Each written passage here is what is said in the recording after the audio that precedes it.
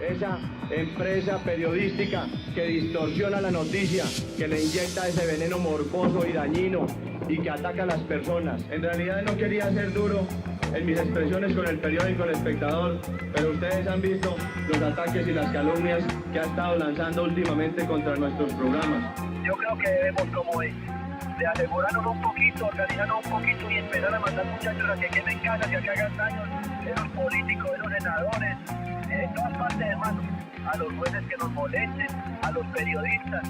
O sea que tenemos que crear un caos muy berraco para que nos llamen a paz. Cuando hay una guerra civil bien berraca nos llaman a paz. Esa es la única fórmula que yo le debo a ellos. Yo trabajé en El Espectador a partir de mis 22 años de edad.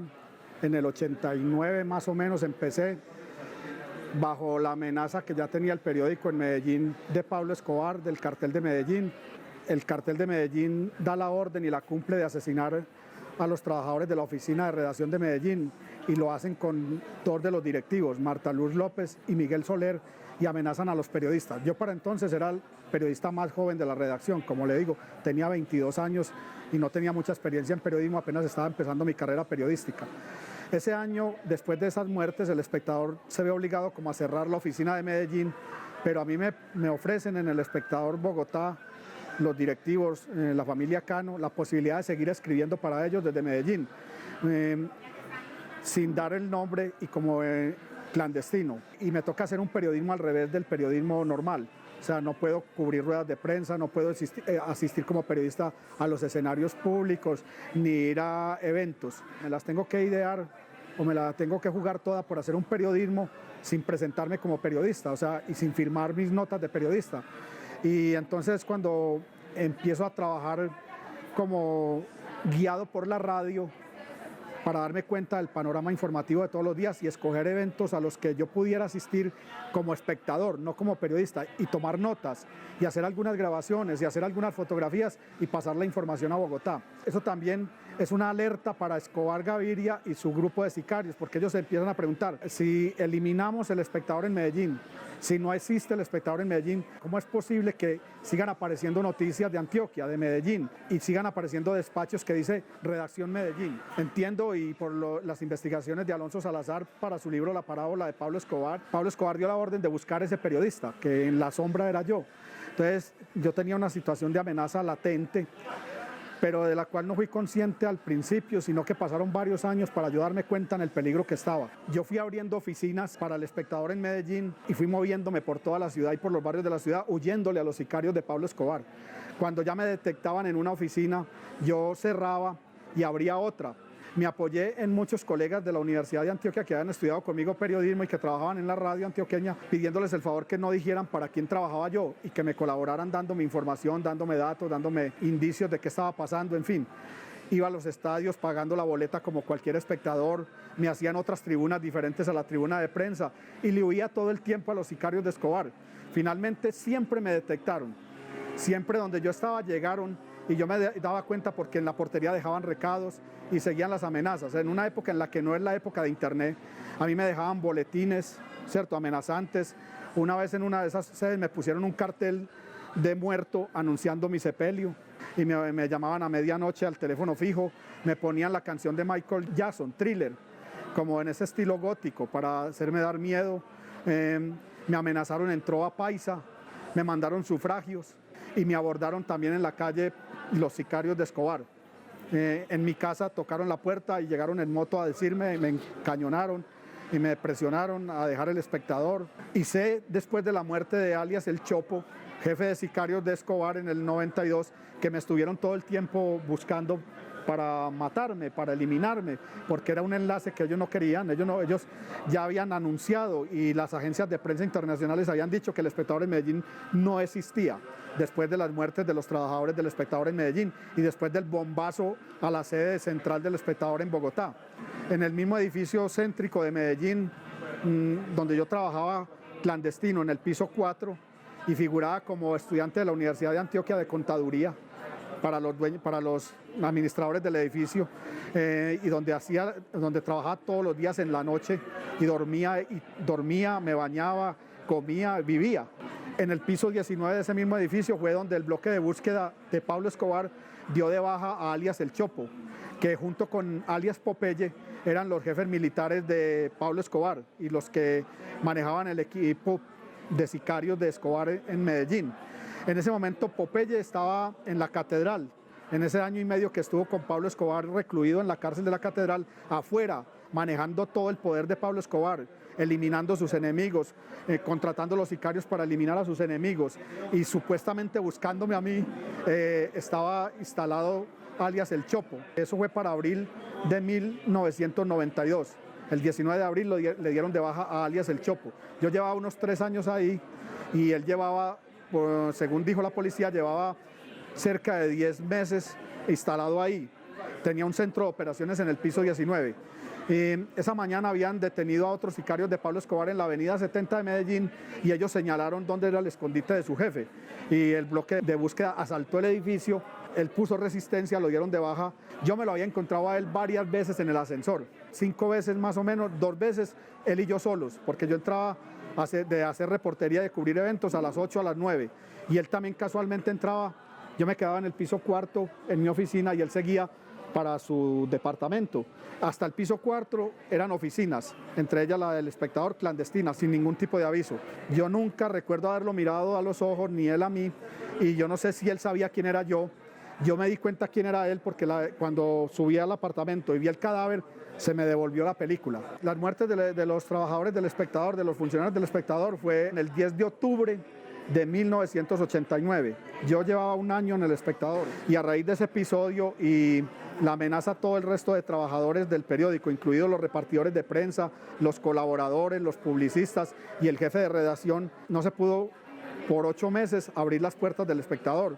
Realmente la oficina se cerró y a todos el Espectador nos dio la orden de irnos para la casa y nos dieron 2 periodos de vacaciones. Comenzando diciembre de ese año, yo vivo en el sur del Valle de Aburrá, en una población que se llama Caldas. Yo estaba de vacaciones, yo salí de mi casa a conseguir el Espectador del domingo, en la mañana. Cuando yo llegué a pedir mi periódico, inmediatamente fui encañonado en una esquina del pueblo y tirado al piso. Y yo, por todo impacto, recuerdo mucho el enorme tenis del que me puso el zapato encima, era un tenis. Y se me quedó grabado por varios meses el olor a nuevo. Hicieron cerrar la puerta corrediza del negocio y delante de las señoras que vendían los periódicos me aplastaron la cabeza pues y me pusieron un revólver y me hicieron jurar que no trabajaba para el Espectador. Yo dije, no, yo ya no trabajo, yo no trabajo. Yo casi llorando le suplicaba pues que yo era un muchacho del pueblo, no. La estatua de Guillermo Cano en el sector occidental del Parque Bolívar. Le pusieron 4 bombazos el cartel de Medellín a la estatua. Primero le volaron la cabeza, luego el busto, luego la base y por último el hueco. La demostración de fortaleza, de fuerza de Escobar Gaviria. Él había dicho, cuando era candidato a la Cámara, lo había dicho en público, que su objetivo era eliminar el Espectador de Antioquia, destruir el Espectador y todo lo que oliera al Espectador, a ese pasquín de los Cano, como lo llamó. Pues ya había asesinado los muertos del Espectador a manos de Escobar, se estima que son unas 25 personas, no solo periodistas, sino administradores de las sedes, corresponsales, abogados del proceso de Guillermo Cano, el propio Guillermo Cano y Sasa. Claro, desde luego eso es una amenaza que tenemos los periodistas encima. Yo salgo aquí del periódico por las noches y no sé qué va a pasar. Ese episodio de la masacre de Segovia, que ocurrió el 11 de noviembre de 1988, fue mi bautizo de sangre, por decirlo de alguna manera, como periodista. Apenas llevaba 2 meses de trabajar para el Espectador y me toca ese episodio, 43 muertos. Después se supo que fue una de las primeras masacres de la arremetida paramilitar de Colombia en el nordeste antioqueño. Eso fue viernes en la noche, llegué el domingo para el velorio colectivo, sin saber nada de cómo se estructura mucho una noticia, con la teoría universitaria, pero sin el bagaje y el recorrido que da el trabajo de campo, la calle. 2 compañeros de nosotros, a los 5 años de esa masacre, ellos viajan a Segovia a reconstruir el episodio de la masacre y son asesinados en una calle de Segovia que se llama la calle La Reina. Sobre las 5:30, 6 de la tarde, al llegar a Segovia, ellos no se presentaron ante ninguna autoridad, sino que abrieron cámaras y empezaron a recorrer el pueblo como reporteros, a tomar fotos y todo, y fueron emboscados. y estos amigos, Julio Daniel Chaparro y Jorge Enrique Torres, mueren en otro episodio de violencia por otro actor violento. Es el derramamiento de sangre que ha pagado El Espectador en Colombia. ¿Usted se cree el Robin Hood antioqueño? De ninguna manera, pero de todas maneras es un calificativo que resulta bastante interesante. El calificativo de Robin Hood paisa fue pues una noticia de semana, pero era la época de los años en que Pablo Escobar era un personaje público, estaba en campaña política. Ya después del 84 y tras la muerte del ministro Lara Bonilla, Pablo Escobar entra a la clandestinidad hasta su muerte, ¿cierto? En el 2 de diciembre del 93. Yo digo que en el libro que había como 3 tipos de periodismo en ese momento, por lo menos en Medellín. O sea, estábamos los periodistas del Espectador, que por pertenecer al Espectador éramos objeto de las amenazas de Escobar de manera directa, ¿cierto? Y teníamos que escribir, y era como una exigencia en el periódico de alguna manera, aunque si no expresa muy tácita, tras la muerte de Guillermo Cano, el director, de escribir y describir y contar toda la criminalidad de Pablo Escobar. Habían otros periódicos, para mí la mayoría, y la radio y la televisión de entonces, que cubrían esos mismos crímenes, pero no mencionaban a Escobar, de manera deliberada creo, pero sobre todo por autocensura y por protección. Los mencionaban como boletines de la policía y siempre para ellos estaban en investigación. Y había otros periodistas que eran amigos de Pablo Escobar, algunos desde la infancia, o se conocieron en Envigado, o donde tanta influencia tuvo Pablo Escobar y donde residió. Y sobre todo algunos de la radio antioqueña y que recibieron dádivas en publicidad sobre todo de Pablo Escobar. Estuve en Medellín ayer recibiendo una bellísima hacienda que me regaló para obras sociales don Pablo Escobar. Yo sé que muchos se pueden escandalizar. No piensen que el padre García Herreros, en quien se tenía esperanzas, también se corrompió. Cuando se hace la voluntad de Dios, no hay corrupción. Entonces ellos estuvieron en otro silencio mayor, un silencio cómplice. El Espectador también perdió toda la pauta, sobre todo en Medellín, cuando Pablo Escobar le da muerte o ordena la muerte pues, a manos de sus sicarios, de la administradora en Medellín, que además era la jefe de publicidad, Marta Luz López, y del jefe de circulación, don Miguel Soler. Pues ya nadie se atrevió a anunciar más en el periódico, porque pues todo el que, o sea, anunciar en el periódico El Espectador era pues ponerse la lápida encima, ¿no? Y de hecho muchos sicarios de Escobar tocaron la puerta de las empresas de publicidad de Antioquia que hacían los anuncios para El Espectador. Mire que también el repartidor de periódicos, el que entregaba el periódico al público, también sufrió las amenazas directas. Muchos sicarios de Escobar llegaron a los kioscos de venta de periódicos o interceptaron el vehículo que traía el periódico del aeropuerto José María Córdoba a los puestos de Medellín en el camino y lo incendiaron.